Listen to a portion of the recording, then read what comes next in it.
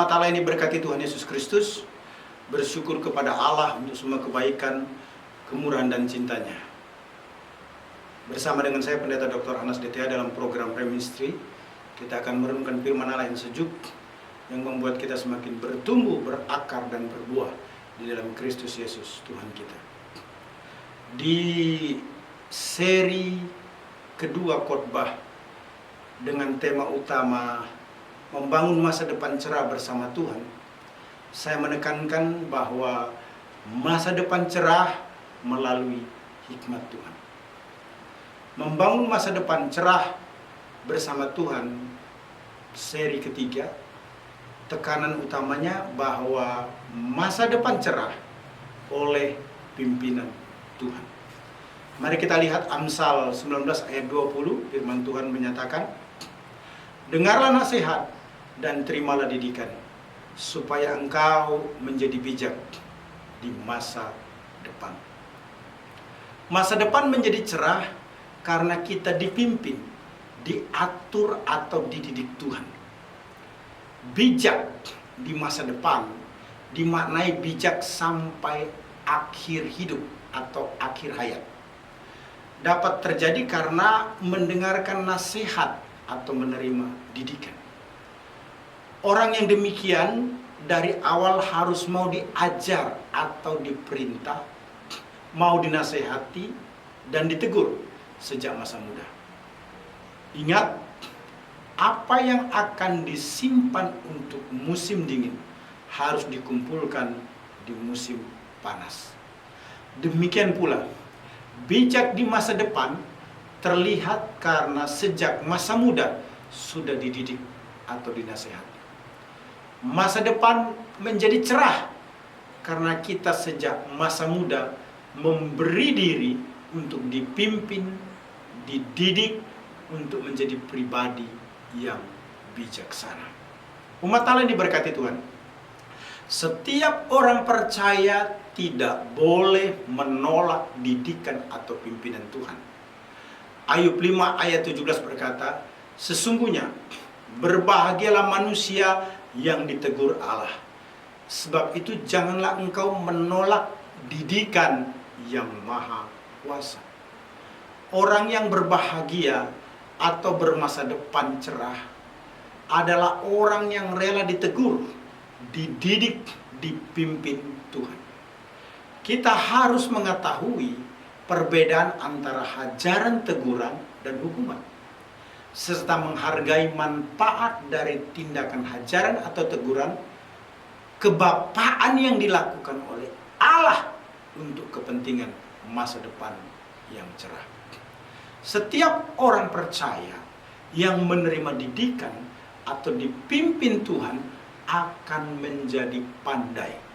Amsal 1 ayat 3 berkata, untuk menerima didikan yang menjadikan pandai, serta kebenaran, keadilan, dan kejujuran. Didikan adalah cara Allah untuk mengatur perilaku kita, agar benar-benar dalam segala hal kita menjadi pandai, benar, adil, dan jujur. Dengan kita pandai, benar, adil, dan jujur, maka kita pantas mendapatkan segala hal yang baik, termasuk masa depan yang cerah. Allah akan memberikan yang terbaik bagi kita karena kita melakukan kewajiban-kewajiban dengan baik dan benar. Khususnya terkait dengan pekerjaan, pelayanan maupun yang lainnya. Ingat baik-baik, hanya orang yang benar-benar bijaksana yang akan berhati-hati dalam segala hal.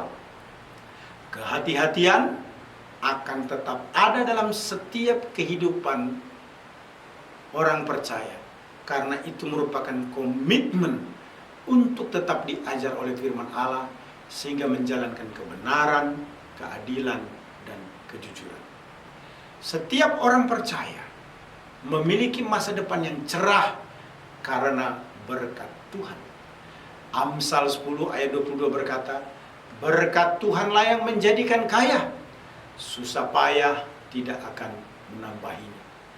Amsal 10 ayat 22 berkata, yang sudah saya sampaikan tadi, menjelaskan suatu peringatan terhadap setiap orang yang terlalu sering meraih kekayaan materi dalam dunia ini dengan kejahatan atau keserakahan, yang tentunya bukan dengan cara yang sesuai dengan kehendak Allah. Ingat, kekayaan sejati terdiri atas berkat Tuhan. Apakah kita miskin atau kaya, kehadiran dan perkenan Tuhan adalah kekayaan terbesar kita. Banyak orang menaruh hatinya sedemikian rupa pada kekayaan dunia, namun caranya keliru. Itu sebabnya perlu dibetulkan. Sadarilah bahwa kekayaan yang sungguh-sungguh pantas dicari bukan sekedar memiliki harta yang berlimpah, melainkan memilikinya tanpa disertai kesusahan, tanpa disertai rasa gelisah untuk mencari dan menyimpannya, tanpa disertai rasa cemas ketika menikmatinya, tanpa disertai kesedihan yang menyiksa ketika kehilangan kekayaan itu, tanpa disertai perasaan bersalah gara-gara menyalahgunakannya. Dengan kata lain, setiap orang yang memiliki kekayaan semestinya juga memiliki hati untuk menikmatinya, berbuat baik dan menggunakan kekayaan dengan sukacita atau gembira untuk melayani Allah. Berkomitmenlah untuk mencari kekayaan dengan cara yang pantas, yaitu bukan bekerja bagaikan sapi perah di dunia, melainkan diberkati karena berkat Tuhan. Apa yang dimaksudkan dengan bekerja seperti sapi perah? Hal tersebut dijelaskan dalam Mazmur 127 ayat yang kedua. Sia-sialah kamu bangun pagi-pagi dan duduk-duduk sampai jauh malam, dan makan roti yang diperoleh dengan susah payah, sebab ia memberikannya kepada yang dicintainya pada waktu tidur. Jadi, bekerja seperti sapi perah adalah bekerja dari pagi sampai malam dengan susah payah, namun tidak diberkati Tuhan karena bekerja tidak sesuai dengan prinsip-prinsip Allah. Yakinilah bahwa berkat Tuhanlah yang menjadikan kaya dan tidak menambahi dengan kesusahan. Apa yang berasal dari kasih Allah disertai dengan karunia Allah untuk menjaga jiwa dari nafsu yang bergejolak. Kalau tidak demikian, maka kekayaan itu biasanya mendorong orang untuk melampiaskan nafsunya. Amsal 10 ayat 4 menyatakan, tangan yang lamban membuat miskin, tetapi tangan yang rajin menjadikan kaya. Merupakan kebenaran yang tidak bertentangan dengan Amsal 10 ayat 22. Berkat Tuhanlah yang menjadikan kaya, susah payah tidak akan menambahinya. Karena berkat Tuhan ada pada tangan orang rajin. Hal ini juga berlaku dalam hal kekayaan rohani. Kita harus rajin agar kita memperoleh kekayaan finansial dan kekayaan rohani. Namun segala kemuliaan dari apa yang telah dicapai harus diakui sebagai berkat dan anugerah Allah. Hal ini sesuai dengan pernyataan Musa dalam Ulangan 8 ayat 17-18. Maka janganlah kau katakan dalam hatimu, kekuasaanku dan kekuatan tanganku lah yang membuat aku memperoleh kekayaan ini.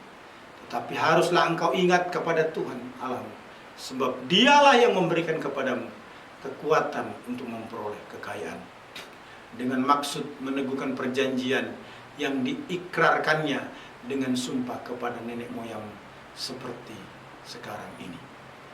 Mendapatkan masa depan yang cerah atau kekayaan yang berlimpah dikarenakan pimpinan Tuhan atau berkat Tuhan. Hal ini sangat cocok dengan Ulangan 8 ayat 18 yang menyatakan, Dialah atau Tuhanlah yang memberikan kepadamu kekuatan untuk memperoleh kekayaan. Umat Allah yang diberkati Tuhan. Allah kadang-kadang memberkati Israel sebagai tanda atau pengesahan bahwa ia sedang menggenapi perjanjiannya dengan Abraham dan keturunannya, termasuk kita umat Allah di masa kini. Sayang sekali, sering kekayaan diperoleh dengan cara-cara yang bertentangan dengan prinsip-prinsip dan perbuatan-perbuatan saleh. Kekayaan semacam ini tentu tidak bisa dipandang sebagai tanda berkat Allah. Tuhan Yesus Kristus sangat memberikan peringatan keras terhadap orang kaya, sebagaimana dinyatakan dalam Lukas 18 ayat 24 sampai dengan ayat yang ke-25. Sebab lebih mudah seekor unta masuk melalui lubang jarum daripada seorang kaya masuk ke dalam kerajaan surga. Itu ayat 25. Ayat 24-nya berkata, sebelumnya, lalu Yesus memandang dia dan berkata, alangkah sukarnya orang yang beruang masuk ke dalam kerajaan Allah. Orang yang beruang susah masuk kerajaan Allah. Lebih mudah seekor unta masuk lubang jarum daripada seorang kaya masuk dalam kerajaan Allah. Umat Allah yang diberkati Tuhan Yesus Kristus, penting bagi kita untuk menyadari pernyataan Kristus tersebut. Sangat mengejutkan karena sebenarnya hampir tak mungkin seorang kaya untuk masuk kerajaan Allah.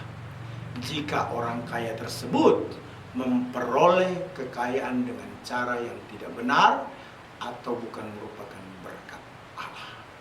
Kekayaan yang diperoleh bila tidak sesuai kehendak Allah, dipastikan hati orang tersebut tidak melekat pada Kristus. Kristus tidak menjadi sentral atau pusat bagi kehidupan orang tersebut, sehingga orang tersebut tidak berkenan kepada Allah.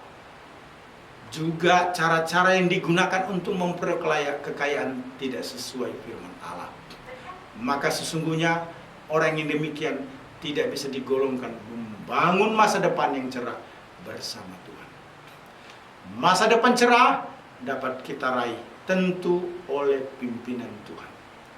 Dengan pimpinan Tuhan, kita dijadikan kaya atau menikmati kelimpahan baik secara finansial. Tuhan Yesus memberkati.